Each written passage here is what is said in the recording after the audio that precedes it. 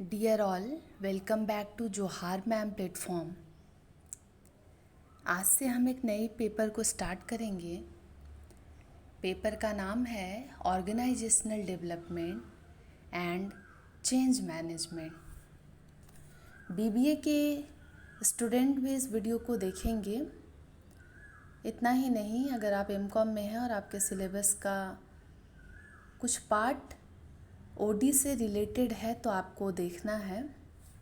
इसके अलावा जो मास्टर इन मैनेजमेंट स्टडीज़ कर रहे हैं, एमबीए के स्टूडेंट हैं, मैनेजमेंट की कोई भी सर्टिफिकेट कोर्स या डिग्री को कर रहे हैं, ये वीडियो आपके लिए भी सूटेबल रहेगा, अच्छा रहेगा। जब हम किसी भी पेपर को पढ़ते हैं तो उसके सिलेबस को सबसे पहले देखते हैं और सिलेबस को देखकर समझदार लोग ये समझ जाते हैं कि सिलेबस हार्ड है या आसान है। एमबीए के स्टूडेंट तो ओडी को पढ़ेंगे, लेकिन एमबीए में जब आप स्पेशलाइजेशन सेलेक्ट करते हैं तो फिर एचआर स्पेशलाइजेशन वालों को ओडी पर ध्यान देना पड़ता है। लेकिन मेरा मानना है कि आप किसी भी स्पेशलाइजेशन के हों, बिजनेस में हो रहे बदलाव को, चेंजेस को आपको पढ़ते रहना होगा, समझना होगा, देखना होगा और रियलाइज करना होगा कि अभी हम कितने पीछे चल रहे हैं। ये पूरा का पूरा जो पेपर है OD, organisational development and change management, ये पेपर आपको रेडी करता है कि आप फ्यूचर में किसी भी कंपनी, इंडस्ट्री से जुड़े काम करने को तो आप रेजिस्ट कम करें, रेसिस्ट कम करें और आप बहुत चीज़ों को एडेप्ट करें, क्योंकि चेंज इनएविटेबल फैक्टर है किसी भी ऑर्गेनाइजेशन में। हम बदलाव को चाहे ना चाहे, लेकिन बदलाव हमको चाहता है और उसी बदलाव के ज़रिए हमको आगे बढ़ना पड़ता है। ये जो पेपर ओडी है कॉम्प्लेक्स, लेकिन इसको आसान करने का एक ही रास्ता था मेरे पास, इसलिए मॉड्यूल 1 को मैं लेट से बना रही हूँ। आवाज़ को लेकर थोड़ा सा सॉरी रहेगा, गला ठीक नहीं है, आज के दिन एडजस्ट कर लेंगे। ये पेपर जब आप पढ़ेंगे तो पहले तो आपको ये इतना हार्ड लगेगा स्टार्टिंग मॉड्यूल कि क्या है, कैसे हैं, कैसे जोड़ें, क्या लिखें, क्योंकि बिज़नेस का अपना एक लैंग्वेज होता है, मैनेजमेंट का अपना एक लैंग्वेज है। आप उसमें कहानी नहीं लिख सकते, तो आपको इसी की भाषा में इसका जवाब देना पड़ेगा। एक बात और है कि अगर आपने एमबीए पढ़ा है, पढ़ रहे हैं या बीबीए पढ़ रहे हैं, तो सबसे पहले जब आपने principle and practice of management पढ़ा होगा कि मैनेजमेंट का जन्म कैसे हुआ, मैनेजमेंट के कौन कौन से थिंकर रहे, कौन कौन से ऑथर रहे, तो कहानी शुरू होती है pre classical contributors, Charles Babbage वगैरह। Well, academic point of view से प्री क्लासिकल जनरली प्रोफेसर्स नहीं पूछते हैं, लेकिन कॉम्पिटिटिव पर्सपेक्टिव से हमें उसको पढ़ना पड़ेगा। उसके बाद क्लासिकल अप्रोच आता है, और ये जो क्लासिकल अप्रोच है उसमें 3 बेसिकली ऑथर कंट्रीब्यूटर्स, जिसको आप सभी जानते हैं, जिनको वो हैं साइंटिफिक मैनेजमेंट के फादर एफडब्ल्यू टेलर, दूसरा एडमिनिस्ट्रेटिव स्कूल, एडमिनिस्ट्रेटिव थ्योरी के फादर हेनरी फेयोल, और मैक्स वेबर, उनकी ब्यूरोक्रेसी थ्योरी। जो लोग पब्लिक एडमिनिस्ट्रेशन या पॉलिटी पढ़ते हैं उनको मैक्स वेबर की थ्योरी पढ़नी पड़ती है। एक बात है, मैनेजमेंट जब 90s का वो दौर रहा, मैनेजमेंट की थ्योरी इवॉल्व हो रही थी, लोग काम कर रहे थे, लेकिन मोटिवेशन अलग अलग था। तो कुछ वर्कर्स जो उस दौर में काम कर रहे थे, इंडस्ट्रियल रिवॉल्यूशन का वक्त था, एम्प्लॉय नहीं था, मशीन इंट्रोड्यूस हुआ था तो इंसान भी मशीन ही बन गया था, उसे मशीन ही माना जाता था, इंसान जैसा कुछ नहीं था। काम करो, तुम्हें तरीका बताया जाएगा, बदले में पैसा लो और घर भागो। कुछ नाम रहे जिनकी थ्योरी उस एरा में एक स्पार्क थी, जिसके जरिए हमें समझ आया कि उस समय का माहौल कैसा था। अलग अलग लोगों के विचार को जब हम पढ़ते हैं तो लगता है कि सब ने अलग अलग तरीके से दुनिया को देखा।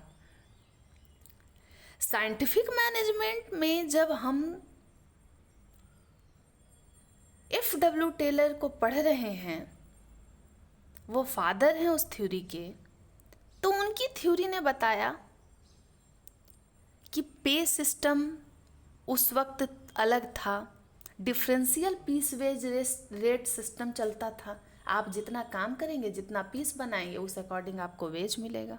दूसरी बात, पूरा का पूरा ध्यान प्रोडक्शन कितना हो उसी पर टिका हुआ था। इतना ही नहीं, वर्कर्स ज़्यादा से ज़्यादा मेहनत अपना प्रोडक्शन पर ही लगा देते थे, उनका अपना कुछ नहीं था। वर्कर्स को खुद भी ये रियलाइज हो रहा था कि वो मशीन है, मशीन में काम भी कर रहे हैं और वो मशीन ही बन गए हैं। अब हुआ क्या कि साइंटिफिक मैनेजमेंट F.W. टेलर ने दिया, उन्होंने लोअर लेवल ऑफ मैनेजमेंट के प्रति चिंता जाहिर की और उनकी समस्याओं को अपनी थ्योरी में लिखा कि क्या दौर रहा, कैसे कैसे काम चल रहा था, और उन्होंने कुछ सलाह दिया। उनके कुछ सिद्धांत रहे, जैसे कि cooperation not individualism, mental revolution, इसके अलावा science not rule of thumb, harmony not discord, और development of each and every person to his or her greatest efficiency and prosperity. कुछ ये सब रहे थे। ये थ्योरी और उनकी जो बातें रही, उनका जो सिद्धांत रहा, और सिद्धांत जो अपनी बातों को रखें तो उसके लिए उन्होंने टेक्निक भी बताया कि ऐसे काम किया जाए तो काम अच्छे से होगा। खैर, ये उस दौर की बात थी जब इंडस्ट्रियल रिवॉल्यूशन का समय था। वर्कर्स काम कर रहे थे ताकि उनका फिजियोलॉजिकल नीड्स सेटिस्फाई हो जाए, रोटी कपड़ा मकान सिक्योरिटी मिल जाए, उतना में काम चल जाएगा। उनके बाद हेनरी फेयोल का एडमिनिस्ट्रेटिव थ्योरी जो है वो टॉप लेवल ऑफ मैनेजमेंट की ओर इशारा करता है, और उन्होंने 14 प्रिंसिपल ऑफ मैनेजमेंट हम लोगों को दे दिया। वो भी उसी दौर का था और कहीं ना कहीं इन्फ्लुएंस साइंटिफिक मैनेजमेंट से हुआ भी था। फिर मैक्स वेबर आए, उन्होंने अफसरशाही व्यवस्था की पोल खोल की। उन्होंने बताया कि ब्यूरोक्रेसी को अगर आप समझना है तो आप किसी ऑर्गेनाइजेशन में हायरार्की को देखिए, वहाँ रिकॉर्ड बनाया जाता है, रिकॉर्ड रखा जाता है काम का, आपको वहाँ पे रूल रेगुलेशन प्रोसीजर्स नज़र आ जाएगा।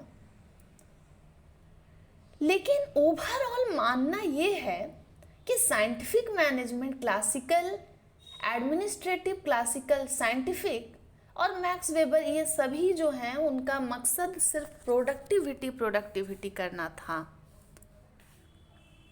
इनकी थ्योरी कंप्लीट तो थी उस वक्त के लिए, लेकिन आज इनकम्प्लीट सी आपको नज़र आएगी, क्योंकि कहीं ना कहीं उन थ्योरी, जितनी भी थ्योरी आई थी, उसका क्रेज़ धीरे धीरे ख़त्म हुआ। वो जो वर्क पैटर्न, वर्क करने के तरीके को बता रहे थे, उनसे कुछ लोग सेटिस्फाइड नहीं हुए, और इवन उस दौर में भी काम करने वाले जो मैनेजर रहे, जो सीखने वाले वर्कर रहे, जो काम कर रहे हैं, उनको लगा कि इससे बात तो नहीं बनेगी। वो दौर बीतता चला गया और उसी समय एंट्री हो गई नए दौर की। लेकिन नए दौर की कहानी भी पुरानी ही सी लग रही थी, तो उन्होंने क्या किया, उसके बाद क्लासिकल के बाद नियो क्लासिकल वाले आ गए। उन्होंने कहा कि जो जो क्लासिकल आप लोगों ने पढ़ लिया, समझ लिया, आप प्रैक्टिस में ला रहे हैं, चलिए कोई बात नहीं, पर हम आपको कुछ और भी देना चाह रहे हैं। और वो देना चाह रहे थे और उन्होंने ऐसा थ्योरी सिद्धांत दे भी दिया जिसको सुनकर आप इसको समर्थन करें ना करें, आपको सहानुभूति जरूर होगी कि कितनी अलग बात, ह्यूमन साइड को जो इग्नोर किया गया क्लासिकल थ्योरिस्ट ने, जिसको इग्नोर किया उस पर ध्यान दिया नियो क्लासिकल वालों ने। नियो क्लासिकल को ही हम कहते हैं ह्यूमन रिलेशन स्कूल, या इसी को हम कहते हैं behavioural science approach. Behavioural science approach या नियो क्लासिकल अप्रोच जो है, अब आपको इसको ध्यान से सुनना है क्योंकि ओडी की कहानी बस यहीं से शुरू हो जाएगी। देखिए, नियो क्लासिकल मतलब क्लासिकल आप समझ रहे हैं, ट्रेडिशनल, और नियो मतलब कि क्लासिकल थ्योरी को जरा सा पॉलिश करके मिर्च मसाला के साथ हम बाजार में लेकर आ गए। अब क्लासिकल के कंट्रीब्यूटर्स आपको नाम मालूम ही है, F.W. टेलर, फेयोल रहे, मैक्स वेबर रहे। तो ये जो नियो क्लासिकल, जिसको बिहेवियरल स्कूल भी कहते हैं, इस समय एल्टन मेयो ने हॉथॉर्न स्टडी किया जिसमें सीरीज ऑफ एक्सपेरिमेंट किए गए। शिकागो में कंपनी का नाम था वेस्टर्न इलेक्ट्रिक कंपनी। 1924 से लेके 1932 तक उनकी थ्योरी चलती रही, उनका एक्सपेरिमेंट चलता रहा। तो नियो क्लासिकल अप्रोच या बिहेवियरल स्कूल वाले मानते थे कि वर्कर क्लासिकल वाले जैसे नहीं हैं। जो क्लासिकल मान रहा है कि वर्कर्स रेबल हाइपोथेसिस की बात कर रहे हैं, मतलब वर्कर्स सिर्फ मनी मोटिवेटेड हैं, उनको सैलरी चाहिए, उनको काम करके निकल जाना है, बात इतनी नहीं है, बात कुछ और भी है। और उन्होंने कहा कि मशीन हटाओ, अब हम मैन की बात करेंगे, ह्यूमन की बात करेंगे। और neo classical behavioural school, behavioural science approach वालों का मानना था कि वर्कर मोटिवेट तो हो रहे हैं लेकिन अपने इनफॉर्मल ग्रुप के कारण। वर्कर मोटिवेटेड हो तो रहे हैं लेकिन अपने ग्रुप के कारण।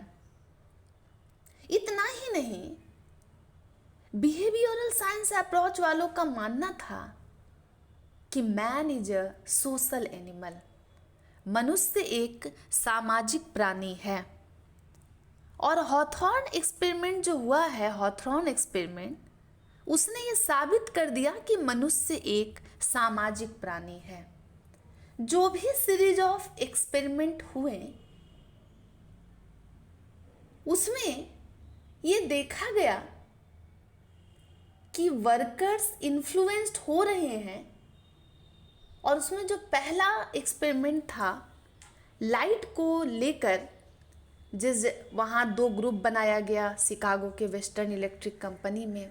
लोगों को मालूम था कि उन पर कुछ एक्सपेरिमेंट चल रहा है और कैमरे में जो जो बातें रिकॉर्ड हुई वो बता रहा था कि वर्कर्स की प्रोडक्टिविटी को टेस्ट करने के लिए एल्टन मेयो, रूथस बर्गर और उनके साथ 5-6 लोग और रहे।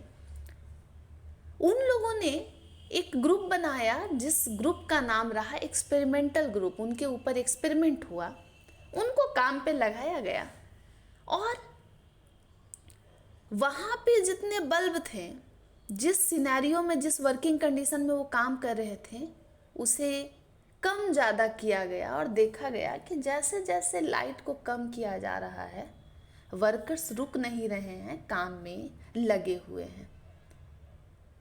ये इतना इंटरेस्टिंग एक्सपेरिमेंट रहा जो बता दिया कि वर्कर डीम लाइट में भी, एकदम कम लाइट में भी मोटिवेटेड नज़र आए और प्रोडक्टिविटी हो रही थी, वो काम कर ही रहे थे। जो हॉथॉर्न एक्सपेरिमेंट का आउटकम आया, हॉथॉर्न एक्सपेरिमेंट भी सक्सेसफुल नहीं ही रहा, क्योंकि फिर न्यू क्लासिकल के बाद हमारे पास मॉडर्न अप्रोचेस भी आते रहे। फाइंडिंग जो आई उस स्टडी की एक्सपेरिमेंट का, उसने पूरा का पूरा फोर्स दिया कि ह्यूमन रिलेशन वर्क प्लेस में वर्कर को मोटिवेटेड रख रहा है, इसीलिए वो काम कर रहे हैं। तो नियो क्लासिकल बिहेवियरल स्कूल वाले मानते हैं कि कम्युनिकेशन के बिना, बातचीत के बिना ह्यूमन रह ही नहीं सकता है। वो अपना एक इनफॉर्मल ग्रुप बना ही लेगा, जिसमें वो ईजिली काम कर सकता है, सबके साथ वो घुल मिल जाएगा। ये किसी के कहने पे नहीं बन रहा है, ये नेचुरली फॉर्म हो रहा है। नियो क्लासिकल वाले मानते थे कि एम्प्लॉय का डेवलपमेंट जरूरी है, हर एम्प्लॉय को अपने स्किल पर काम करने की ज़रूरत है, उसको अपग्रेड करना होगा। साइंटिफिक क्लासिकल अप्रोच वालों ने बताया one best way, FW Taylor ने, काम करने का एक ढंग। मशीन की बात हो रही थी उस एरा में, लेकिन इन्होंने कहा कि चलो भाई काम तो होगा, लेकिन वर्कर जो काम कर रहे हैं उनके अपने स्किल पर ध्यान देने की ज़रूरत है, एम्प्लॉय को डेवलपमेंट पर फोकस करना होगा। इतना ही नहीं, लीडरशिप की बात भी बिहेवियरल स्कूल वाले करते हैं, नियो क्लासिकल वाले करते हैं। नियो क्लासिकल अप्रोच जो है वो दो हिस्से में बटा रहा। एक ह्यूमन रिलेशन अप्रोच, जिसमें हॉथॉर्न स्टडी हुई। दूसरा बिहेवियरल स्कूल, जिसके बहुत सारे साइंटिस्ट रहे। ह्यूमन रिलेशन में आपको मालूम है एल्टन में और रूथसबर्गर, ब्लैक एंड हेड, ये सब रहे। इसके अलावा जो बिहेवियरल अप्रोच में शामिल रहे उसमें Maslow, AH Maslow, Abraham Maslow, Maslow की नीड हायरार्की थ्योरी उन्होंने ही दी। James March, Herbert Simon, Douglas McGregor, आपको स्क्रीन पे भी नज़र आ रहा होगा, Victor Vroom, Frederick Herzberg, Chester Barnard, इन लोगों ने बिहेवियरल साइंस अप्रोच की बात की। क्या बात की? तो बिहेवियरल साइंटिस्ट ने मोटिवेशन की बहुत सारी थ्योरी हम लोगों के सामने लाई। जिस तरीके से नियो क्लासिकल मैं बताई हूँ, एक है ह्यूमन रिलेशन थ्योरी, उसमें बट गया। दूसरा behavioural theories, behavioural science approach में बट गया। अब बताती हूँ जो ज़रूरी बात है। बिहेवियरल साइंस अप्रोच के जो कंट्रीब्यूटर रहे, साइंटिस्ट रहे, जो डेवलपर रहे, उसमें Maslow, Herzberg, Herbert Simon, Victor Vroom, Chester Barnard, ये सभी के कंट्रीब्यूशन को आज भी हम यूज करते हैं और याद करते हैं। नियो क्लासिकल का जो ह्यूमन रिलेशन और बिहेवियरल साइंस अप्रोच था, ये ह्यूमन डायमेंशन ऑफ वर्क पर फोकस करता था। इतना ही नहीं, इनमें जो जो थ्योरी और मॉडल्स आप पढ़ेंगे वो सब जो हैं बहुत सारे सब्जेक्ट से लिए गए हैं, जिसमें साइकोलॉजी, सोशियोलॉजी और एंथ्रोपोलॉजी सबसे महत्वपूर्ण है। तो बिहेवियरल साइंस अप्रोच की जितनी भी थ्योरी हैं वो सब साइकोलॉजी, एंथ्रोपोलॉजी, कुछ इकोनॉमिक्स के भी हैं, इतना ही नहीं सोशियोलॉजी के भी रहे, जो मोटिवेशन की बात करते हैं, कन्फ्लिक्ट को कैसे हटाया जाए उसकी बात करते हैं, ग्रुप डायनेमिक की बात करते हैं, और वो बताते हैं कि मशीन एलिमेंट की बात मत करो, अब ह्यूमन पर आओ। ह्यूमन साइड हर मनुष्य की अपनी ज़रूरत है, और ज़रूरत से जुड़ी हुई, नीड से जुड़ी हुई बहुत सारी थ्योरी बिहेवियरल साइंटिस्ट ने दी है। सबकी थ्योरी एक दूसरे से इन्फ्लुएंस्ड रही और यहीं से ओडी की शुरुआत हो गई, क्योंकि ऑर्गेनाइजेशनल डेवलपमेंट जो है वो प्रोडक्ट है बिहेवियरल साइंस अप्रोच का। मतलब ऑर्गेनाइजेशनल डेवलपमेंट में जितने भी टॉपिक आप पढ़ने वाले हैं वो सब साइकोलॉजी, सोशियोलॉजी, एंथ्रोपोलॉजी या मैनेजमेंट कॉमर्स के बहुत सारे हिस्सों से लिए गए हैं, उठाए गए हैं। बिहेवियरल साइंस अप्रोच जिसके साथ ओडी लिंक्ड है, ऑर्गेनाइजेशनल डेवलपमेंट लिंक्ड है, वो मानते हैं ऑर्गेनाइजेशन में कन्फ्लिक्ट होगा ही, आप इसको हटा नहीं सकते हैं, विवाद तो होगा। और उन लोगों ने कहा कि एक ऑर्गेनाइजेशन में डिफरेंट टाइप ऑफ पीपल काम करते हैं, उनकी ज़रूरतें अलग हैं, उनके वैल्यू सिस्टम अलग हैं, उनका एटीट्यूड अलग है, उनका परसेप्शन अलग है। इन सभी को रिकॉग्नाइज करते हुए मैनेजमेंट को आगे बढ़ना होगा। बिहेवियरल साइंस या नियो क्लासिकल वाले मानते हैं कि पर्सनल गोल से काम नहीं चलेगा, ऑर्गेनाइजेशनल गोल और पर्सनल गोल दोनों एक साथ ज्वाइंड होने चाहिए, तभी एक ऑर्गेनाइजेशन इफेक्टिव भी बनेगा, एफिशिएंट भी बनेगा। इतना ही नहीं, बिहेवियरल साइंस अप्रोच वाले मानते हैं कि ऑर्गेनाइजेशन एक सोशियो टेक्निकल सिस्टम है। मतलब इसमें जितने भी सिस्टम वर्क कर रहे हैं वो सब एक दूसरे से इंटीग्रेटेड हैं। डिपार्टमेंट का नाम अलग है लेकिन जुड़े हुए सब एक है। एक में भी कुछ चेंजेस आ जाएंगे तो बहुत बड़ा बदलाव आएगा। Behavioural scientist neo classical approach human relation वाले मानते हैं कि वर्कर मोटिवेटेड तो हो रहे हैं लेकिन सिर्फ फिजियोलॉजिकल नीड्स के लिए नहीं। फिजियोलॉजिकल नीड्स किसने कही थी? मैस्लो की नीड हायरार्की थ्योरी में जो सबसे बेसिक नीड है, रोटी कपड़ा मकान, एजुकेशन, इंटरटेनमेंट, आज हम उसमें ऐड भी कर चुके हैं। सिर्फ उसकी बात नहीं है, वर्कर उससे खुश नहीं हो रहे हैं, अब उनको और भी बहुत कुछ चाहिए जिसमें उनको बिलोंगिंगनेस की ज़रूरत है, सोशल नीड की ज़रूरत है। एक वर्कर जब काम पर निकला है तो जिस वर्क प्लेस में वो काम करने जा रहा है वो उसका घर हो जाता है, दूसरा घर।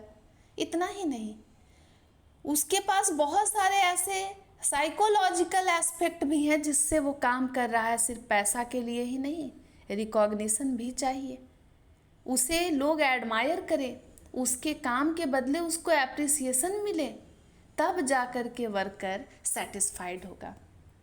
एक बात बताऊंगी बच्चों, जब इवोल्यूशन ऑफ मैनेजमेंट थॉट आप पढ़ते हैं, हर एरा अलग रहा, धीरे धीरे करके अब हम मॉडर्न अप्रोच की ओर बढ़े हैं, फिर और भी बदलाव आएंगे। लेकिन एक बात तो तय है कि नियो क्लासिकल अप्रोच हर बुक में दो हिस्से में बांटा हुआ नहीं दिखाया गया है। नियो क्लासिकल में बिहेवियरल प्लस ह्यूमन रिलेशन है, ये बात बहुत कम ऑथर बता रहे हैं, पर मैं आपको बता रही हूँ कि नियो क्लासिकल दो हिस्से में बट गया। एक हिस्सा ह्यूमन रिलेशन अप्रोच जिसके अंदर हॉथॉर्न एक्सपेरिमेंट हुआ, दूसरा हिस्सा है बिहेवियरल साइंस अप्रोच जिसमें बिहेवियरल साइंटिस्ट हुए जिन्होंने एम्प्लॉय के पूरे बिहेवियर को नोट किया और ये पता लगाया कि वर्कर आखिर मोटिवेटेड कैसे हैं, क्या वो फैक्टर है जो उनको काम पर ला रहा है, क्या वो फैक्टर है जिनसे वो इतने हाईली मोटिवेटेड नज़र आ रहे हैं। पैसा तो नहीं है, इन्होंने मनी एलिमेंट, मशीन एलिमेंट को इग्नोर कर दिया और सिर्फ ध्यान था दोस्ती, इनफॉर्मल ग्रुप, एक ऐसा सर्कल जिसमें वर्कर बहुत कंफर्टेबल हो। मनुष्य एक सामाजिक प्राणी है। Neo classical approach, behavioural science approach, human relation, अब आपको इसका फ़र्क तो मालूम हो रहा होगा, लेकिन एक बात है, गलती ये हो गई क्लासिकल वालों से कि उन्होंने मशीन पर ज़्यादा फोकस कर दिया, मैन फैक्टर को इग्नोर किया। बिहेवियरल स्कूल या फिर नियो क्लासिकल वालों की गलती ये हो गई कि उन्होंने ह्यूमन पर ज़्यादा फोकस कर दिया, और जितने भी क्रिटिसिज्म मैनेजर्स के द्वारा हुए, ऑथर्स, कंट्रीब्यूटर्स, साइंटिस्ट के द्वारा हुए, उनका कहना था कि आदमी का इतना ख्याल रखने से कुछ नहीं होगा। ऑर्गेनाइजेशन को पैसा कमाना जो है वो उसकी नीड होती है, बिना प्रॉफिट के कोई बिजनेस कैसे एग्जिस्ट करेगा। तो नियो क्लासिकल बहुत ज़्यादा इमोशनल बातें कर रहा था, तो जिन लोगों ने इसे क्रिटिसाइज किया, चाहे वो उस समय के प्रैक्टिसाइजिंग मैनेजर्स हों, आसपास के उस एरा के जितने भी थ्योरिस्ट रहे, कंट्रीब्यूटर रहे, जिनके विचार आ रहे थे, मैनेजमेंट विषय का जन्म हो रहा था, तो उन्होंने कहा कि नहीं, ठीक है, हम मनुष्य को मशीन नहीं समझेंगे, चलो ये बात मान लेते हैं, लेकिन काम तो काम होता है, प्रोडक्टिविटी हैम्पर होगी। अगर वर्कर इनफॉर्मल ग्रुप बना लेते हैं तो वो काम से फांकी मारेंगे, वो काम वक्त पर नहीं करेंगे, और इससे एफिशिएंसी और इफ़ेक्टिवनेस हम दोनों को ही अचीव नहीं कर पाएंगे, प्रोडक्टिविटी हो नहीं पाएगी और अनप्रोडक्टिव चीज़ें ज़्यादा होने लगेंगी। वर्कर अगर अपने सोशल नीड पर ज़्यादा ध्यान देता है, बिलोंगिंगनेस पर ज़्यादा ध्यान देता है, तो फिर वो काम नहीं करेगा।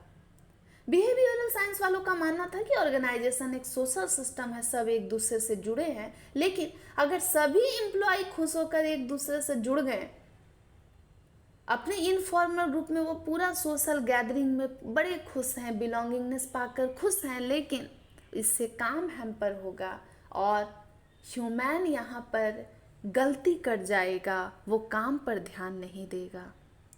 नियो क्लासिकल अप्रोच के फेल होने का भी यही रीज़न था कि जो भी क्रिटिसिज्म मिला, क्रिटिसाइज करने वाले जितने भी लोग थे वो कह रहे थे मनुष्य पर इतना भी ज़्यादा ध्यान देने की ज़रूरत नहीं है, चलो ठीक है, हमने इग्नोर किया, हम काम किए, तो थोड़ा सा ह्यूमन एस्पेक्ट के साथ आपको मॉनेटरी चीज़ों पर भी ध्यान देना होगा। क्लासिकल वाले का प्राइम कंसर्न रेबल हाइपोथेसिस था, मतलब कि वर्कर्स काम कर रहे हैं तो सिर्फ मनी के लिए, सैलरी के लिए। यहाँ वर्कर काम कर रहे हैं तो अपने सोशल नीड को जस्टिफाई कर रहे हैं, फुलफिल कर रहे हैं। जहाँ मशीन की बात आ रही थी, क्लासिकल वाले मैकेनिस्टिक पर्सपेक्टिव को देख रहे थे, तो बिहेवियरल वाले, नियो क्लासिकल वाले मशीन की बात कर रहे थे। दोनों में ज़मीन आसमान का अंतर रहा, लेकिन फिर भी इसका नाम पड़ गया नियो क्लासिकल अप्रोच। कुछ नई थ्योरी क्लासिकल से थोड़ी अलग थी, थोड़ी अलग क्या, जस्ट अपोजिट रही, लेकिन थी बड़ी इंटरेस्टिंग। नियो क्लासिकल अप्रोच दो हिस्से में बटा है। एक का नाम है ह्यूमन रिलेशन, जिसका सबसे बड़ा एक्सपेरिमेंट रहा हॉथॉर्न एक्सपेरिमेंट 1924 से लेके 1932 तक। अब बिहेवियरल की बात हम करेंगे, और बिहेवियरल साइंस अप्रोच की एक ऐसी थ्योरी रही जिससे ओडी आपका स्टार्ट हो गया। ओडी की बातें आपको यहीं से समझ आएंगी। बिहेवियरल साइंस अप्रोच जो बातें कर रहा था, उसमें अब्राहम मैस्लो जो हैं, एक अमेरिकन साइकोलॉजिस्ट रहे, उन्होंने बताया कि किसी भी इंसान की जो ज़रूरत है उसकी एक सीढ़ी होती है, और वो अपनी ज़रूरतों से ही मोटिवेटेड रहता है। और उन्होंने एक हायरार्की बना दिया जो शुरू होता है फिजियोलॉजिकल नीड्स से और ख़त्म हो जाता है सबसे अपर लेवल पर जाकर सेल्फ एक्चुअलाइजेशन की नीड से। फिजियोलॉजिकल नीड्स आपको मालूम है, रोटी कपड़ा मकान, और अब के टाइम में एजुकेशन भी हमारी आम ज़रूरत है। जीने के लिए जो जो चीज़ ज़रूरत है वो सब उसी में आ गई, लेकिन जिसके पास वो रहता है वो उससे ज़्यादा दिन तक मोटिवेटेड रहता नहीं। और थ्योरी बात करती है कि हर इंसान सेल्फ एक्चुअलाइजेशन तक पहुंचने की हर वर्कर कोशिश करता है, पर हम आप में से सिर्फ 1 या 2% लोग हैं जो वहां तक पहुंच जाते हैं, नहीं तो बाकी लोग इन्हीं सब 4 सीढ़ी में लड़ाई झगड़ा करते रहते हैं, जूझते रहते हैं। इसके बाद हर्ट्ज़बर्ग की थ्योरी आई, टू फैक्टर थ्योरी, वो भी इंटरेस्टिंग थ्योरी रही और मैस्लो की बात को उन्होंने पॉलिश करके हमारे सामने लाया। आज जब ऑर्गेनाइजेशनल डेवलपमेंट को पढ़ना है तो स्क्रीन पर यहीं से स्टोरी स्टार्ट होगी। थ्योरी का नाम है थ्योरी एक्स, थ्योरी वाई, और इसके प्रोपोनेंट हैं, इसके फादर हैं डगलस मैकग्रेगर। 1906 में बॉर्न हुए डगलस मैकग्रेगर। वो भी एक बिहेवियरल साइंटिस्ट रहे, अमेरिका में रहते थे, अमेरिका में जन्म हुआ। उन्होंने अपनी थ्योरी में जो मोटिवेशन को डिफाइन किया वो बहुत ही अनोखा रहा और अब हमें बहुत मज़ा आएगा इसे पढ़ के। कहीं ना कहीं न्यू क्लासिकल थ्योरी जो है इवोल्यूशन ऑफ मैनेजमेंट का, उसमें मैन साइड को ज़्यादा ध्यान दिया गया। मैन जो कि सोशल एनिमल है, लगता तो सीधा साधा है पर है कॉम्प्लेक्स। डगलस मैकग्रेगर की theory X, theory Y assumption पर बेस्ड थ्योरी है। डगलस मैकग्रेगर ने दो हिस्से में two aspect of human behaviour at work बताया है। दो तरीके का ग्रुप एक वर्क प्लेस में काम करता है और दोनों के काम करने का रीजन अलग अलग है।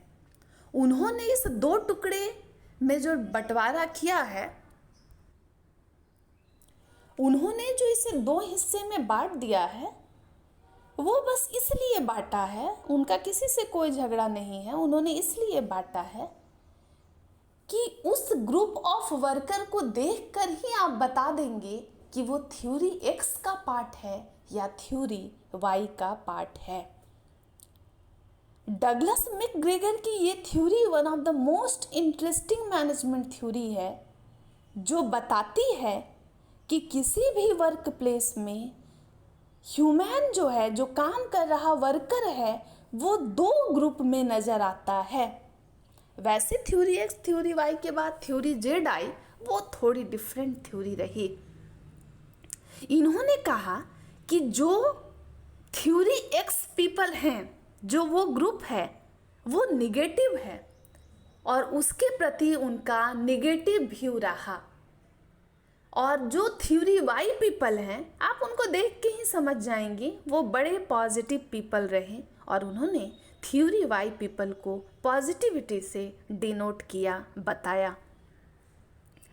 तो अकॉर्डिंग टू मैकग्रेगर, उनका मानना था कि मैनेजर जो वर्क प्लेस में काम करवा रहे हैं, काम कर भी रहे हैं, मेहनत कर रहे हैं, एफिशिएंसी चाहते हैं ऑर्गेनाइजेशन में, इफ़ेक्टिवनेस बना रहे वो चाहते हैं, तो उनको इंडिविजुअल की स्टडी करनी होगी और उनकी इस थ्योरी से पता चल जाता है कि कौन से वर्कर काम करना चाह रहे हैं, कौन से नहीं, और वो किस नेचर के हैं। देखिए, थ्योरी एक्स, थ्योरी वाई ऐसे तो बेस्ड है अजम्पशन पर बहुत ही रियलिस्टिक व्यू ऑर्गेनाइजेशन का दिखाता है कि एक वर्कर का ऐसा ग्रुप जो कि निगेटिव साइड ऑफ ऑर्गेनाइजेशन दिखा रहा है, वो बर्डन की तरह है। थ्योरी एक्स वाले वो धरती पर बोझ हैं, ऑर्गेनाइजेशन पर बोझ हैं, वो काम तो कर रहे हैं लेकिन मन मार के काम कर रहे हैं। लेकिन ये जो थ्योरी वाई वाले हैं, वो जॉब को एंजॉय कर रहे हैं, रिलैक्स करके, रेस्ट और प्ले की तरह बिल्कुल नॉर्मली काम कर रहे हैं। इतना ही नहीं, वो कामचोरी नहीं कर रहे हैं, वो फिजिकल मेहनत भी कर रहे हैं, शारीरिक श्रम भी कर रहे हैं, इसके अलावा मेंटल एफर्ट भी लगा रहे हैं ताकि काम अच्छे से हो जाए।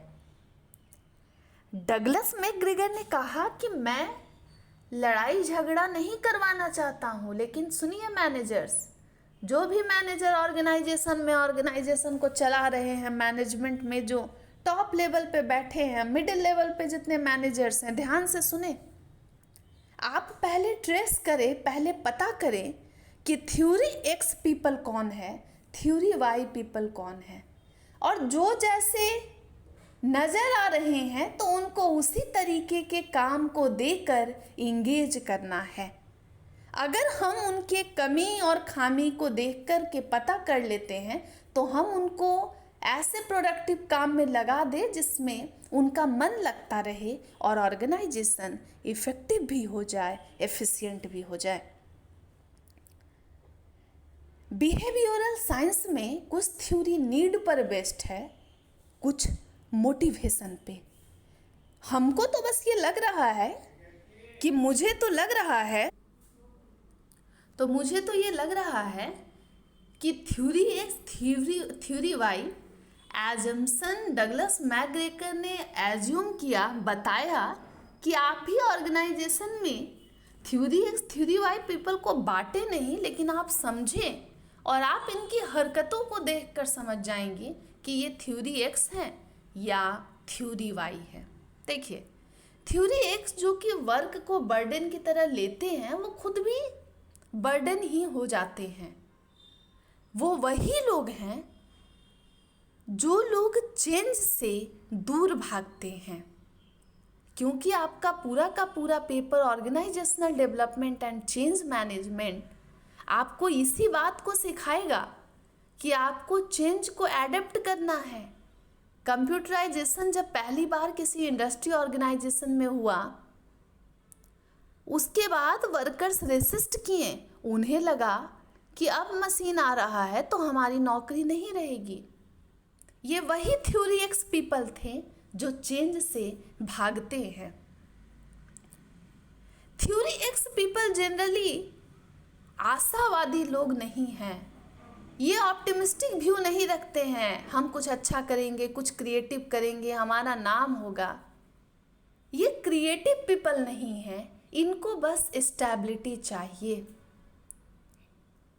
दूसरी बात, थ्योरी एक्स वाले पीपल जब खुद से काम नहीं कर रहे हैं, इनको बस जॉब मिल गया है, जॉब में सिक्योरिटी चाहिए, पेंशन उठा लेंगे, बोनस ले लेंगे, लेकिन काम को एंजॉय नहीं करेंगे। ये लोग ऑर्गेनाइजेशन के लिए खतरा है, ये थ्रेट हैं। इनकी आदतें जो हैं खुद को तो बर्बाद कर रही है, और वो ऑर्गेनाइजेशन जिसमें इंडिविजुअल गोल के साथ ऑर्गेनाइजेशन गोल को भी अचीव करना है, बिहेवियरल वाले बात ही करते हैं। अपना मत देखो, सिर्फ अपना देखने से नहीं होगा। तुम मेहनत करोगे तभी ऑर्गेनाइजेशन आगे बढ़ेगा, और उसी पे तुम्हारी सैलरी, तुम्हारा बोनस, तुम्हारा जितना भी कंपनसेशन है, मॉनेटरी जो फायदे होंगे, नुकसान होंगे, सब तुमको ही उठाना है।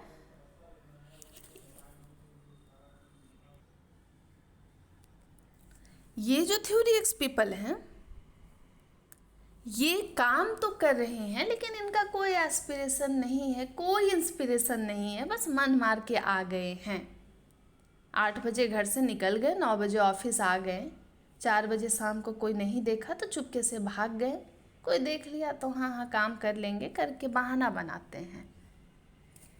थ्योरी वाई पीपल जो हैं उन पे आएंगे, लेकिन थ्योरी एक्स पीपल की कुछ और भी खासियत है कि जनरली थ्योरी एक्स वाले एम्प्लॉयज चेंज को रेसिस्ट करते हैं, मतलब बदलाव का विरोध करते हैं। अगर आप उनकी फाइल को हटा दें, अगर आप उनके ऑफिस को कहीं और शिफ्ट कर दें, अगर आप उनके पास कुछ भी छोटा मोटा भी बदलाव कर दें, वो इस पर गुस्सा निकालेंगे, वो इस पर माहौल को खराब कर सकते, स्ट्राइक कर सकते, हंगामा कर सकते। ये ऐसे लोग हैं जिनको एक फॉर्मल डायरेक्शन दे दिया जाता है, आप काम करिए, काम करके उनसे मैनेजमेंट को भी बहुत ज़्यादा कुछ मतलब रह नहीं जाता एक समय पर। वो ऐसे लोग हैं, क्योंकि जिसके पास जॉब में मोटिवेशन ही नहीं है, फिर वो बर्डन है। थ्योरी एक्स यही कह रहा है कि ये लोग काम कर रहे हैं लेकिन इसको बहुत डिसलाइक करते हैं। दूसरी बात, थ्योरी वाई पीपल जो हैं, ये लोग ऐसे हैं कि अगर इनको आप रात को 1-2 बजे भी उठा देते हैं कि चलो चलो काम आ गया है, ऑफिस में कुछ और नए प्रोजेक्ट करने हैं, कुछ और नया ट्राई करना है, ये हंसते हुए बोलेंगे लाओ लाओ लाओ काम आ गया है। ये बड़े एंजॉय करने वाले हैं काम को। Theory Y people generally physical effort या मेंटल एफर्ट करने से भागते नहीं हैं, लेकिन थ्योरी एक्स वाले एकदम सरकारी विभाग। अब आ गई बात मुद्दे की, कहाँ नजर आते हैं थ्योरी एक्स वाले? तो थ्योरी एक्स वाले वही लोग हैं जिनके जॉब में स्टेबिलिटी है, सरकारी नौकरी वाले। आज भी सरकारी विभागों में आप देखिएगा, किसी बड़ा बाबू को, किसी कलर को बैठा हुआ है, मोटा सा दिख रहा है, बस चाय पी रहा है, आ रहा है, चाय पिया, 4 कप चाय पिया, घर गया। उसका यही एक सेट पैटर्न है, उसके पास वर्क को लेकर कोई भी मोटिवेशन नहीं है। इसलिए भी मोटिवेशन नहीं है क्योंकि जिसके पास स्टेबिलिटी होती है उसके अंदर कोई फियर ही नहीं होता है जॉब लॉस का। उसको मालूम है सरकारी नौकरी है, नौकरी करेंगे, रिटायर होंगे, बोनस लेंगे, पीएफ का पैसा मिलेगा, ग्रेच्युटी मिल ही जाएगा। इनको सब मिलता जा रहा है, इसीलिए इनका दिमाग खराब है। ये थ्योरी वाई वाले जो हैं वो फ्रेश ब्लड वाले लोग, प्राइवेट सेक्टर एम्प्लॉय, जॉब का ठिकाना रहे ना रहे लेकिन एनर्जी पूरी हाई रहती है। ये ऐसे लोग हैं जो जनरली कोशिश करते हैं कि औरों को इम्प्रेस करें अपने काम के जरिए। जैसे आप देखेंगे आज भी यूनिवर्सिटी, कॉलेज में, सरकारी विभागों में प्रोफेसर घर से निकल ही नहीं रहे हैं कब उनको पढ़ाना है। उनको मालूम ही नहीं है कि उनके क्लास में कितने बच्चे हैं। कारण क्या है? सैलरी मिल रही है, जॉब में स्टेबिलिटी है, तो पढ़ाएंगे क्यों? क्या ज़रूरत है पढ़ाने की? जब बैठे बैठे टेबल पर हम बच्चों के भविष्य को खा सकते हैं, चाय तो पहले से मिल रहा है, बच्चों का भविष्य जो है नाश्ता है, अब ये चाय नाश्ता कर ही ले रहे हैं एक कॉम्पोजिशन में एक साथ, तब इनको क्या ज़रूरत है पढ़ाने की, लिखाने की? सरकारी विभाग में आप देखिए सरकारी शिक्षकों का हाल, अब तो कुछ जगह पे बदलाव भी दिख रहे हैं, पहले तो और भयानक स्थिति था। तो जहाँ स्टेबिलिटी मिल गई लोग थ्योरी एक्स बन भी जाते हैं, थ्योरी एक्स वहाँ नज़र आएगा। लेकिन डगलस मैकग्रेगर ने कहा कि ये लोग बने बनाए नमूने हैं, इनका काम ही है कि ये काम नहीं करेंगे। इनको आप कितना भी चॉकलेट दे लें, लॉलीपॉप दे दें, इनको इन्फ्लुएंस करें, ये लोग इन्फ्लुएंस नहीं होंगे। इनका काम ही है कि ये गद्दारी करेंगे। ये बस आ रहे हैं, बस इनको कोई उठा करके घर से खींच करके घसीट करके ऑफिस ला दे, बाकी इनके पास कोई मोटिवेशन नहीं है जिसके कारण ये जॉब करते हों। इनके पास जो इनका एक सेट इन्वायरमेंट है, शायद इनको वो ऐसा बना देता है। थ्योरी एक्स वाले पीपल मैं देखी हूँ कि हो सकता है कि थ्योरी एक्स के कुछ पीपल, ध्यान से सुनेंगे मेरी बातों को, एक जमाने में अपने उनमें कुछ लक्षण थ्योरी वाई का होगा, जो काम को एंजॉय करते होंगे, लेकिन सिस्टम के करप्शन के साथ मिलते मिलते वो बिल्कुल नमूना बन जाते हैं और वो थ्योरी एक्स कहे जाते हैं। अब आप भी नहीं कह दीजिएगा, ये बस थ्योरी है। मैनेजर्स को आगाह किया जा रहा है, प्रबंधन को, ऑर्गेनाइजेशन को बताया जा रहा है कि सतर्क रहो, ये बस सैलरी उठाने वाले हैं, इनसे ज़्यादा उम्मीद मत करना। थ्योरी वाई पीपल जो हैं, ये वो बच्चा है जिसको अगर आप स्कूल भेजना चाह रहे हैं, ये अपने मम्मी पापा से भी पहले जाग के स्कूल ड्रेस पहन के गले में बोतल को लगा के टिफ़िन खुद बना के लेके चल देता है, देखता भी नहीं है, बस आए ना आए ये तो निकल पड़ता है। ये है थ्योरी वाई वाला पर्सन। वो किसी के ऊपर टिका हुआ नहीं है, बिल्कुल आत्मनिर्भर है, उसको मारने पीटने की ज़रूरत नहीं है। बच्चा खुद रेडी हो रहा है भाई, खुद नहा ले रहा है वक्त पे, खुद खा रहा है, खुद सो जा रहा है, फिर जाग जा रहा है, फिर चला जा रहा है। इनके पास खुद पर सेल्फ कंट्रोल होता है। ये वही समझदार लोग हैं जो कि अच्छे बुजुर्ग बनते हैं। इनको मालूम है इनको क्या करना है, कैसे करना है, इनको गाली खाने की आदत नहीं है। ये थ्योरी एक्स वाले जो हैं, वो घसीट कर जो बच्चा मार पीट कर जिस पे 4 डंडा लगा करके जिसको उठा के स्कूल भेजते हैं, वो है थ्योरी एक्स पीपल, जो खुद नहीं जाएगा लेकिन नकली नकली कहानी भी बनाएगा ये हो गया इसलिए नहीं जाऊंगा, ये हो गया तो नहीं जाऊंगा, क्यों जाऊंगा, कैसे जाऊंगा, कौन ले जाएगा। ये वो लोग हैं, बहाने हजार हैं। ये वही लोग हैं जिनके लिए सोसाइटी में कहा जाता है बने रहो पगला, काम करेगा अगला। ये लोग नहीं आगे आएंगे, ये इनिशिएटिव नहीं लेंगे। ये वो लोग हैं जो कॉलेज में कोई कार्यक्रम में नहीं नजर आएंगे, बस नाश्ता बट रहा होगा तो सब आ जाएंगे उठ के।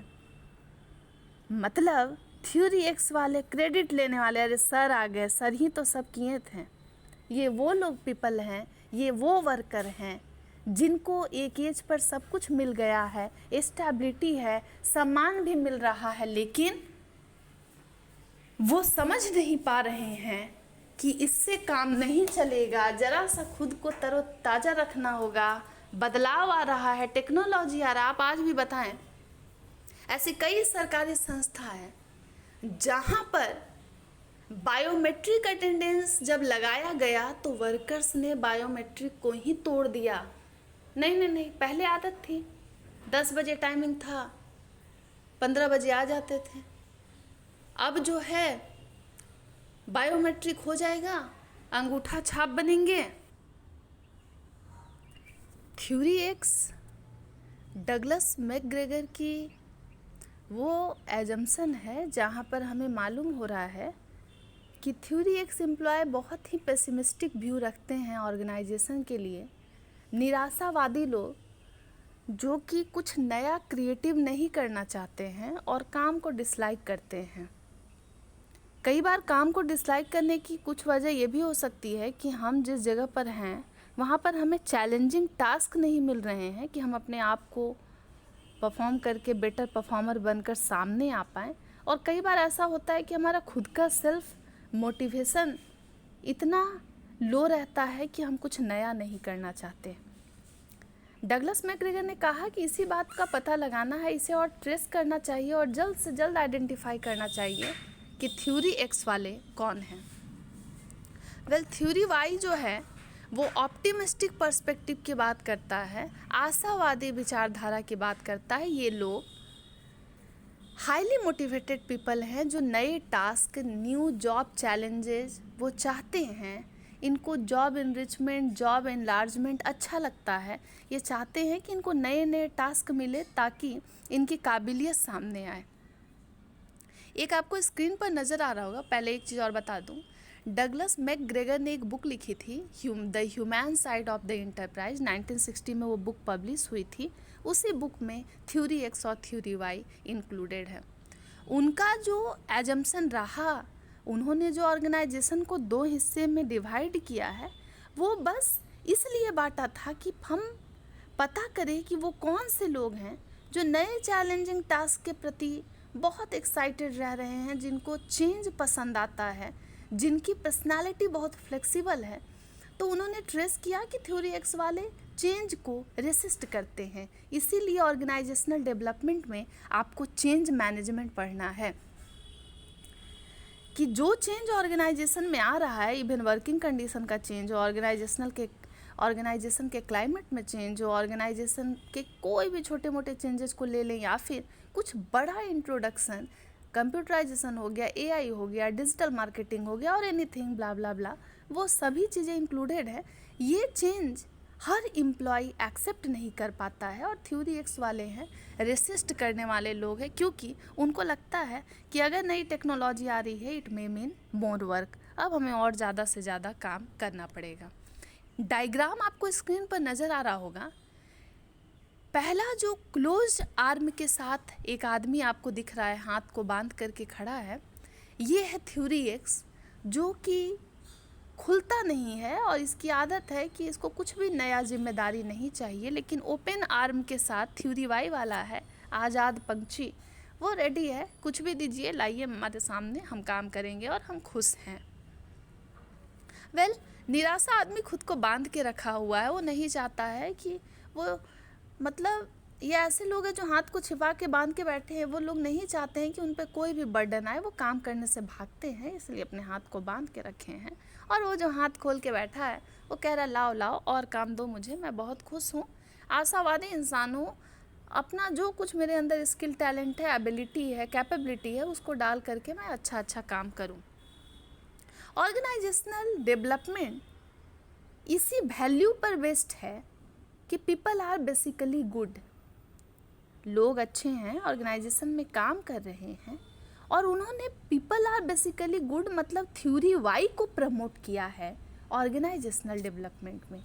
ये जो ओडी बिहेवियरल साइंस अप्रोच का जो ये पार्ट है ऑर्गेनाइजेशनल डेवलपमेंट, जो पेपर जो कहता है कि हम साइकोलॉजी, एंथ्रोपोलॉजी, सोशियोलॉजी, बहुत सारे पेपर से, सब्जेक्ट से आप उसके कंसेप्ट को बोरो किए हैं, ले आए हैं, तो हमें इस बात को समझना होगा कि ये जो पीपल है जो काम कर रहे हैं, चलो अच्छी बात है, वो अच्छे लोग हैं, और हम लोगों का फोकस भी उन्हीं लोगों पे होना चाहिए, क्योंकि चेंज जो है, चेंज नाम का इंजेक्शन जो है, आप जैसे ही ऑर्गेनाइजेशन में एम्प्लॉय को लगाते हैं, पीपल बहुत ज़्यादा उसे रेसिस्ट करते हैं, हल्ला मचाते हैं। अब होगा क्या कि थ्योरी वाई वाले पीपल अगर ऑर्गेनाइजेशन में बहुत रहें तो वो ज़्यादा से ज़्यादा चेंज को ही प्रमोट करेंगे, क्योंकि वो खुद रेडी है, वो घबराते नहीं हैं, वो रिस्क टेकिंग एबिलिटी उनके अंदर है।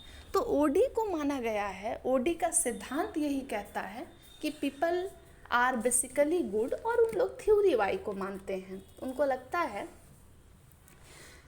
कि थ्योरी वाई का जो एजम्पशन मैकग्रेगर का है वो बहुत अच्छा एजम्पशन है। ये वही लोग हैं जिनके सपोर्ट से ऑर्गेनाइजेशन आगे बढ़ता है, और ये अपॉर्चुनिटी को हमेशा ग्रोथ की ओर लेकर जाते हैं। उनको छोटा भी काम दे देंगे तो वो अच्छे से उसे मन लगा के करेंगे, और ये वैसे लोग हैं जो रिस्पॉन्सिबिलिटी को लेने वाले लोग हैं, गलतियों से सीखने वाले लोग हैं। तो ऑर्गेनाइजेशन कहता है कि थ्योरी वाई पीपल ही जो हैं, ऑर्गेनाइजेशनल डेवलपमेंट कहता है कि थ्योरी वाई पीपल ही हमारी पहली पसंद है, क्योंकि जो लोग चेंज को एक्सेप्ट करते हैं फिर वही लोग चेंज को आगे प्रमोट भी करेंगे। थ्योरी एक्स वालों की तो हरकतें मालूम है, वो काम नहीं करेंगे, उनके अंदर सपोर्ट करने का कल्चर ही नहीं है, निराश लोग हैं। और निराश इंसान देखिए हाथ बांध करके बैठा हुआ है, और एक इंसान जो खुले हाथों से ओपन आर्म के साथ बोल रहा है, लाओ हम हंस हंस कर इस खुशी को स्वीकार करते हैं, काम ही तो करना है, हम काम कर लेंगे। लेकिन जो अपने आर्म को क्रॉस करके वो बोल रहा है, नहीं हमको नहीं लेना एडिशनल काम, भाई हमको अच्छा नहीं बनना है, हम जैसे हैं ठीक है। ये लोग बढ़ना नहीं चाहते, इसलिए भी क्योंकि ये अपने सेल में रहकर, अपने कंफर्ट जोन में रहकर काम करना चाहते हैं। इनको लगता है कि अगर ये चेंज को हाँ बोलेंगे तो इनको नई नई स्किल सीखनी पड़ेगी, इनको मेहनत करना पड़ेगा, ये उससे भागते हैं। Well, in spite of various differences, दोनों ही थ्योरी में बहुत ज़मीन आसमान का अंतर है, या दोनों एक दूसरे के जस्ट अपोजिट है। थ्योरी एक्स वाले पीपल जो है बहुत लेजी, अनमोटिवेटेड पीपल है, लेकिन थ्योरी वाई वाले प्रोएक्टिव है। ये मैं अभी इसलिए बता रही हूँ क्योंकि थ्योरी वाई पीपल की ज़रूरत हर ऑर्गेनाइजेशन को होती है। ये वही लोग हैं जो ऑर्गेनाइजेशन को आगे बढ़ाते हैं अपने सपोर्टिव जेस्चर के थ्रू, और ये लोग प्रोएक्टिव है। ये जब इनको मालूम हुआ कि मार्केट में अब आर्टिफिशियल इंटेलिजेंस आ गया है, अब हमको काम अपना मैनुअली नहीं करना है उस तरीके से जैसे पुराना करते आ रहे थे, अब सब काम आसानी से हो सकता है, तो ये सीखने पर यकीन करते हैं। इतना ही नहीं, अपने आसपास के लोगों को भी बोलते हैं कि जो चीज़ अभी बाज़ार में आ रहा है उसको हम लोग अभी से ही प्रोएक्टिव वे में शुरू से ही सीखना शुरू कर दें, नहीं तो बाद में बोझ आ जाएगा।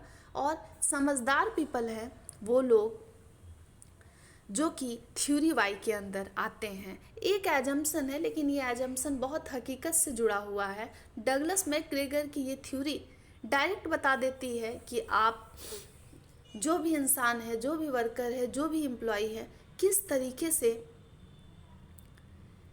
काम कर रहा है, उसके पैटर्न को देखकर समझ सकते हैं कि ये वो कौन लोग हैं जो कि काम से बच रहे हैं, और जो वो लोग जो कि काम कर रहे हैं, क्या उनके अंदर डिफरेंस नज़र आता है। तो एक आशावादी है, और वो आशावादी जो है वो है थ्योरी वाई वाले लोग जो काम कर रहे हैं इसी नज़रिए से कि चलो ऑर्गेनाइजेशन का ग्रोथ होगा तो हमारा भी ग्रोथ होगा। और एक थ्योरी एक्स वाले हैं जिनको अपनी पड़ी हुई है, और शायद अपनी भी नहीं पड़ी हुई है, बेसिकली वो लोग बर्डन ही हैं। तो ये जो ऑर्गेनाइजेशनल डेवलपमेंट मूवमेंट है, ये भाई है ह्यूमन रिसोर्स डेवलपमेंट का। थोड़ा सा मॉडर्न अप्रोच है, लेकिन धीरे धीरे करके इसको पॉपुलैरिटी मिल रही है और आज भी इसके कई टूल्स, टेक्निक्स, टैक्टिक्स को हम यूज करते हैं। बेसिकली आप अगर स्टूडेंट हैं तो आपको तो पढ़ना ही है, एक बात जानेंगे। ऑर्गेनाइजेशनल डेवलपमेंट वाले कहते हैं कि चेंज ऑर्गेनाइजेशन में इंट्रोड्यूस होगा।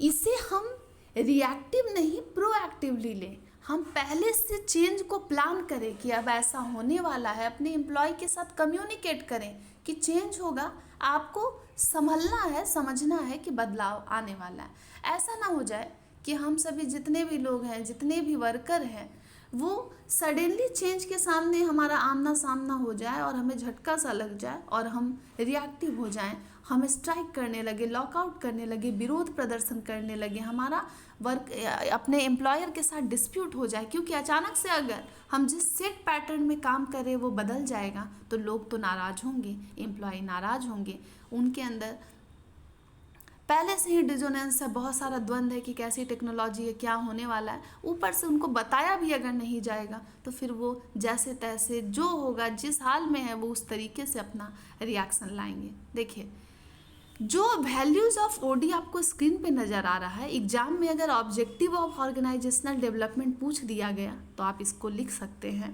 बेसिकली पहला पॉइंट मैंने बता दिया कि इनको लगता है ऑर्गेनाइजेशनल डेवलपमेंट जो कि बिहेवियरल साइंस थ्योरी की बात कर रहा है, जो बता रहा है कि हमें ये पता करना चाहिए कि कौन कौन से वो वर्कर हैं जो चेंज के लिए हाँ बोलते हैं, यस बॉस बोलते हैं, और कौन कौन से हैं जो नो बॉस वाले हैं। दूसरी बात, need for conformation and support. अच्छा, कोई वर्कर जो नए ऑर्गेनाइजेशन में काम करने के लिए जा रहा है वो ज़रूर चाहता है कि अगर वो वहाँ काम करने आ रहा है तो उसको अच्छा ट्रीटमेंट मिले। वो अगर ऐसे सर्कल में फंस गया, थ्योरी एक्स वाले के सर्कल में, तो फिर वो लोग उसको काम करने भी नहीं देंगे क्योंकि खुद भी काम नहीं करते हैं। तो ये थ्योरी वाई वाले ही लोग हैं जो नए बदलाव को बड़ी पॉजिटिवली हैंडल करते हैं और उसको प्रमोट करेंगे, सपोर्ट करेंगे। इतना ही नहीं, आप देखेंगे नए वर्कर आते हैं तो पुराने थ्योरी एक्स के जो मानने वाले हैं, जो थ्योरी एक्स पर्सन है, वो मिलने भी नहीं जाते हैं, उनके माहौल को बहुत होलसम नहीं करते हैं, अनहोलसम कर देते हैं, अनडिज़ायरेबल बिहेवियर उनके साइड से दिखता है। कोई एटिकेट नहीं, मैनर नहीं कि सामने वाला नया आया है उसे इंट्रोड्यूस किया जाए, उसके साथ घुला मिला जाए। और बेसिकली उनके नेगेटिविटी का असर न्यू एम्प्लॉय पे भी पड़ता है। मतलब चेंज अगर ऑर्गेनाइजेशन में आ गया तो वो थ्योरी एक्स वाले हैं, खुद तो बर्बाद होते ही हैं, दूसरे को भी भड़काते हैं कि तुम भी मत करो भाई। ये फ्लेवर ऑफ द मंथ है। बॉस बोल रहे हैं तो 4 दिन चलेगा, अभी फैशन में है मशीन तो चल जाएगा, फैशन में टेक्नोलॉजी है तो चल जाएगा, बाद में इसकी कोई ज़रूरत नहीं होगी। तो इनको लगता है कि ये नॉर्मल जो गाइडलाइन ऑफिस में बोल दिया जाता है, वक्त पे आ जाइएगा, सारा काम कर दीजिएगा, ये थ्योरी एक्स वाले भड़का देते बाकी भी वर्कर्स को कि छोड़िए ना, ये बस कुछ महीने का बात है, फिर सब तो वैसे ही हो जाएगा। आज भी ऑर्गेनाइजेशन में, चाहे वो एजुकेशनल ऑर्गेनाइजेशन हो, चाहे वो किसी प्रकार का कोई कंपनी हो, किसी भी चीज़ से डील करने वाला हो, आज भी ऐसे लोग हैं जो कहते हैं ये फ्लेवर ऑफ द मंथ है, आएगा जाएगा, हम लोग जैसे हैं वैसे रहेंगे। दूसरी बात, ऑर्गेनाइजेशनल डेवलपमेंट कहता है कि हर ऑर्गेनाइजेशन में डाइवर्सिफिकेशन है, डाइवर्सिटी है, अलग अलग बैकग्राउंड से लोग आए हैं, अलग रेस है, अलग सेक्स के हैं, अलग बिहेवियर है, अलग धर्म, जाति, मजहब के हैं, लेकिन पूरे के पूरे इतने सारे जो अलग अलग पेज पर हम हैं, सब एक पेज में आ जाएंगे। हमारा व्यू पॉइंट अलग हो सकता है, लेकिन अंत में सबको मिलके ऑर्गेनाइजेशन के लिए काम करना है। तो जो भी हमारे बीच में डिफरेंसेस है, इसको कम किया जाए। मिटाना तो पॉसिबल नहीं है पूरी तरीके से, लेकिन अंत में सब एक साथ होकर ऑर्गेनाइजेशन को इफ़ेक्टिव भी बनाएंगे, एफिशिएंट भी बनाएंगे। Expressing feelings and emotion, organisational development कहता है कि आप चेंज को एक्सेप्ट करने जा रहे हैं, आप लर्निंग करना चाह रहे हैं। इसी में कॉन्सेप्ट है लर्निंग ऑर्गेनाइजेशन का। ऑर्गेनाइजेशन में वर्कर सीखना चाह रहे हैं। कैसे हो पाएगा सीखना? जब हम खुलकर अपने विचारों को सामने रखेंगे, जब हम अपने सेंटिमेंट को, अपने इमोशन को, अपने एंगर को, अपने टेंडेंसीज को छिपा कर रखेंगे, अपने एक्सप्रेशन को दबा कर रखेंगे, तो फिर ना हम मोटिवेटेड खुद हो सकते हैं, ना औरों को करेंगे। तो रियल साइड दिखाते हुए सही मन से अपने प्रॉपर इमोशन फीलिंग के साथ खुद को डिवोटेड करके ऑर्गेनाइजेशन में, चाहे विचार कैसा भी हो, कुछ भी आ रहा हो, हमको ये समझना चाहिए कि खुद को मोटिवेट करते रहें, ताकि अगर हमारे अंदर सेल्फ मोटिवेशन नहीं रहा तो चेंज जैसे प्रोसेस को हम पार नहीं कर पाएंगे।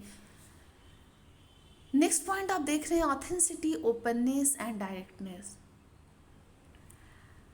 हर ऑर्गेनाइजेशन में आप देखते हैं कि पॉलिटिक्स प्रिवेल करता ही करता है। लोग खुद से तो नहीं कहेंगे कि भाई हम पॉलिटिक्स कर रहे हैं, लेकिन ये वो लोग हैं जो मास्क लगाकर खुद को अच्छा बताते रहते हैं।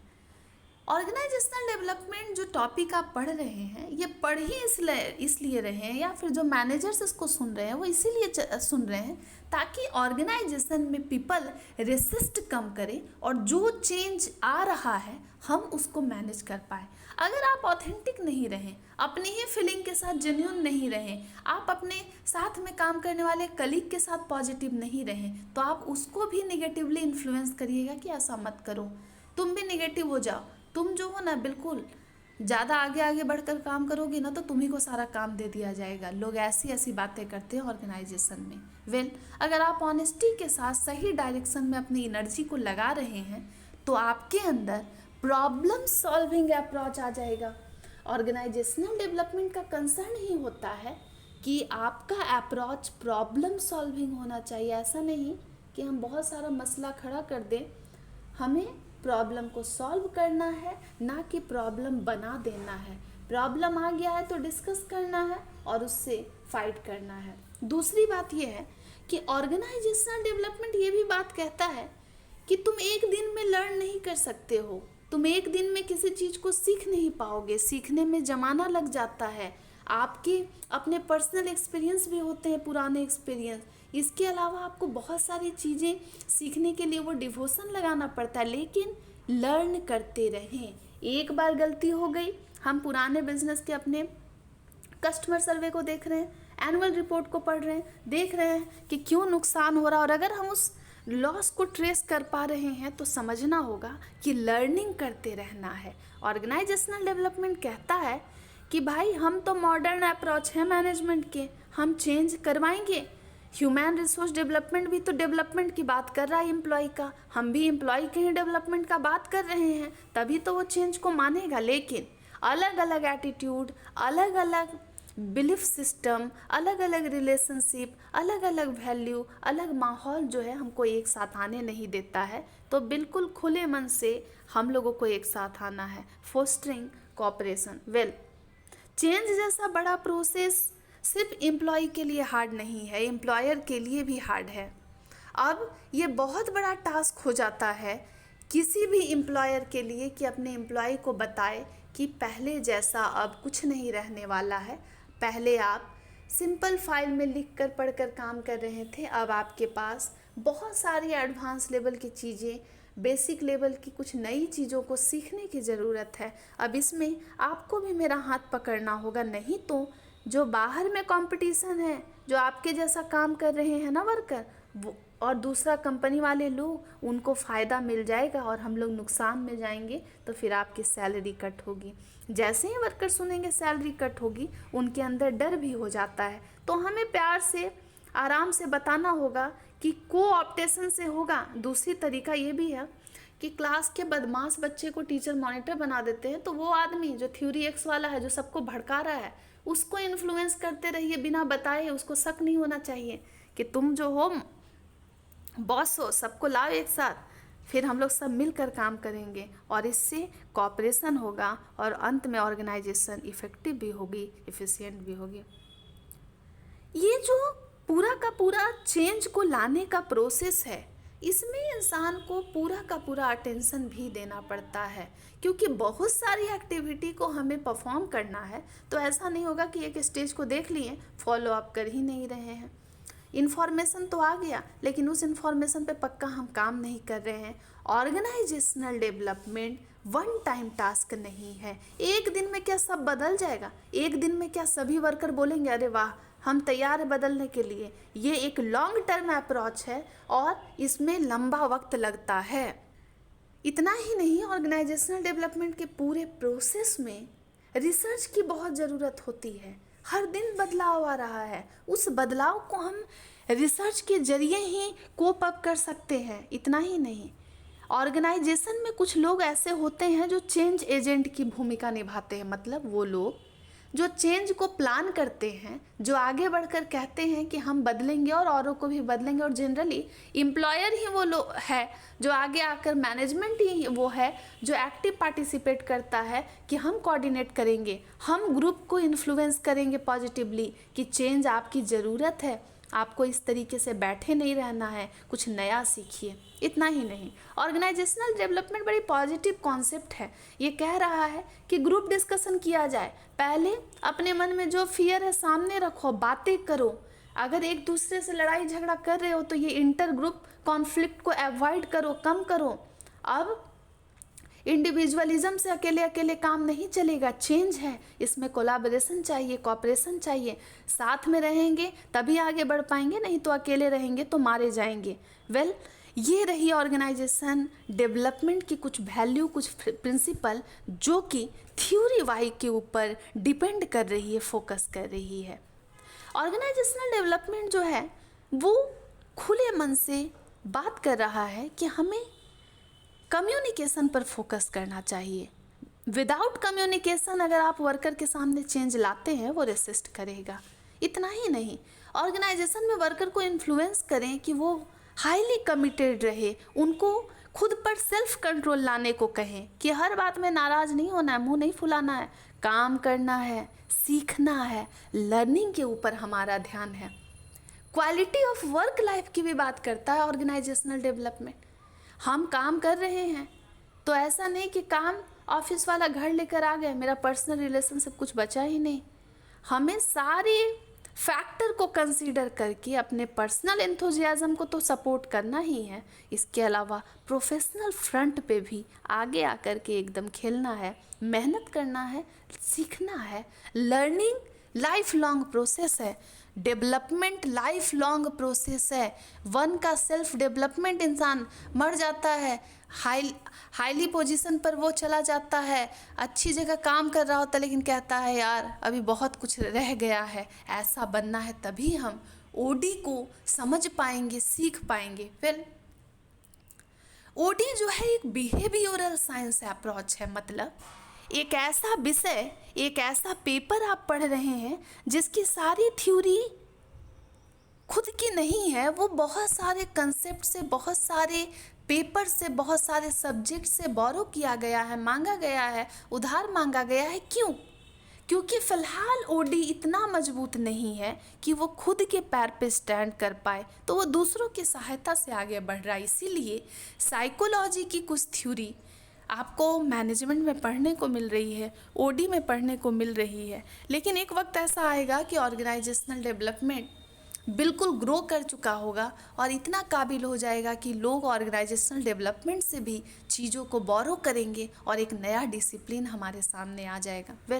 ह्यूमन रिसोर्स डेवलपमेंट आपको पढ़ना है, जो डेवलपमेंट की बात कर रहा है, ऑर्गेनाइजेशनल डेवलपमेंट की बात कर रहा है। इसीलिए मैंने स्टार्टिंग के वीडियो में difference between training and development कराया है। अंतर है, सुनने में एक सा लगता है, लेकिन एक ऑर्गेनाइजेशन में सबको ट्रेनिंग नहीं मिलता है या सबका डेवलपमेंट नहीं होता है। जो पीपल एग्जीक्यूटिव हैं, हायर पोजीशन पर हैं, उनको डेवलपमेंट प्रोग्राम में जाना पड़ता है, लेकिन जो ब्लू कॉलर जॉब परफॉर्म कर रहे हैं उनके लिए ट्रेनिंग है।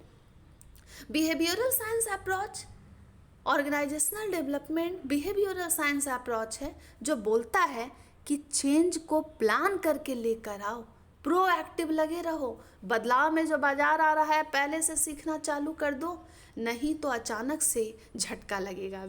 बिहेवियरल साइंटिस्ट बहुत सारे हुए, हमने इवोल्यूशन ऑफ मैनेजमेंट थॉट में पढ़ा है।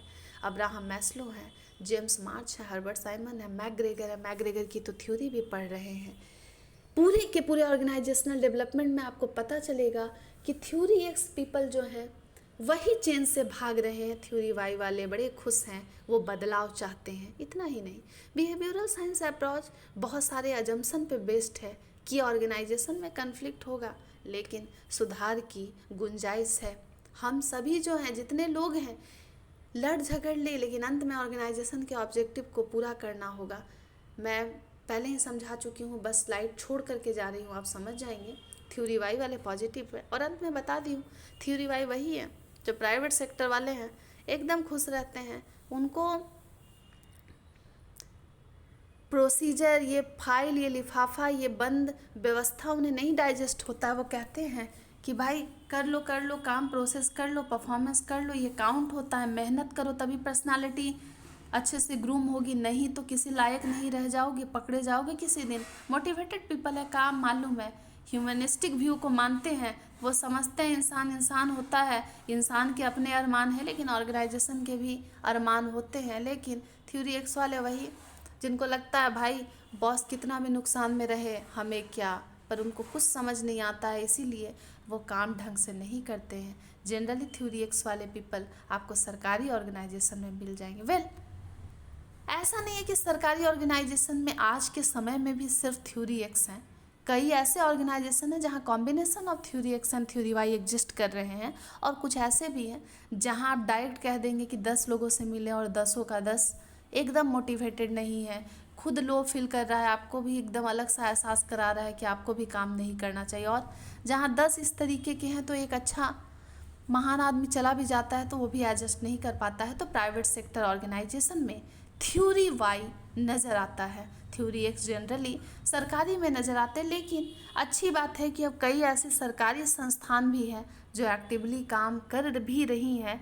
वेल, ये चैलेंज होता है पता करना, और पता करके जब आपको पता लग गया है तो फिर उस तरीके से उनको उस डायरेक्शन में लगाना, उनको वैसे चैलेंजिंग टास्क देना, उनको फंसा कर रखना, ऐसे ऐसे करो, समझाना, ये भी बहुत बड़ा बात है। पूरा का पूरा ऑर्गेनाइजेशनल डेवलपमेंट पेपर आपको बोल रहा है, बता रहा है कि सुनो प्रॉब्लम तो है, लेकिन प्रॉब्लम सॉल्विंग अप्रोच से बड़ा कुछ नहीं होता। समस्या अगर आ गई है मिल के सॉर्ट आउट करेंगे। ट्रस्ट होना चाहिए हर एम्प्लॉय का, हर एम्प्लॉयर का, सबका एक दूसरे से बनना चाहिए, सपोर्ट रहना चाहिए बेसिकली, क्योंकि कॉन्फ्लिक्ट तो है, मिटाएंगे तो नहीं, मिटा पाएंगे भी नहीं, जहाँ इंसान है वहाँ तो ये सब होगा ही, लेकिन ग्रुप एफर्ट ज़रूरी है, क्योंकि हम सभी एक फैमिली के पार्ट है, साथ मिल के काम करेंगे तो ही होगा, एक कमिटमेंट रखा जाए। ये एक बेसिक अंडरस्टैंडिंग मुझे डेवलप करना था। जनरली इसको लोग छोड़ देते हैं, तब ऑर्गेनाइजेशनल डेवलपमेंट पढ़ना और भी हार्ड हो जाता है। इस पेपर में 2-3 टॉपिक मुझे लगता है, difference between efficiency and effectiveness एकदम इम्पॉर्टेंट क्वेश्चन है। मॉड्यूल 4 आप लोगों का बहुत ज़रूरी है पढ़ना। लर्निंग ऑर्गेनाइजेशन क्या होता है, इसके अलावा ये जो है रेसिस्टेंस टू चेंज और चेंज का टॉपिक, इसको देखेंगे, बार बार बता रही हूँ, बहुत ज़रूरी है from examination point of view. Next class में जब आप इस क्लास को सुन लेंगे तब टॉपिक आसान लगेगा। Organisational development behavioural science approach है जो बताता है कि सब साथ आ जाओ, मेरे पास ऐसा बहुत सारा टेक्निक्स जमा हो गया है, चेंज को ब्रिंग करने का, चेंज को लाने का, सब मिलकर काम करेंगे, इसलिए काम करेंगे ताकि फ्यूचर में जो भी कंपटीशन, जो चैलेंजेस हमारे सामने हैं, कट थ्रोट कंपटीशन बाज़ार में है, हम वहाँ पे जम नहीं पाएंगे, बच नहीं पाएंगे। हमको बदलाव के लिए रेडी होना होगा, नहीं तो हम सभी मारे जाएंगे। वेल, आज के लिए इतना ही, बहुत वीडियो लॉन्ग हो गया है, ज़रा समझेंगे, बाकी मैंने मोटा मोटी सारी बातों को कवर कर लिया है।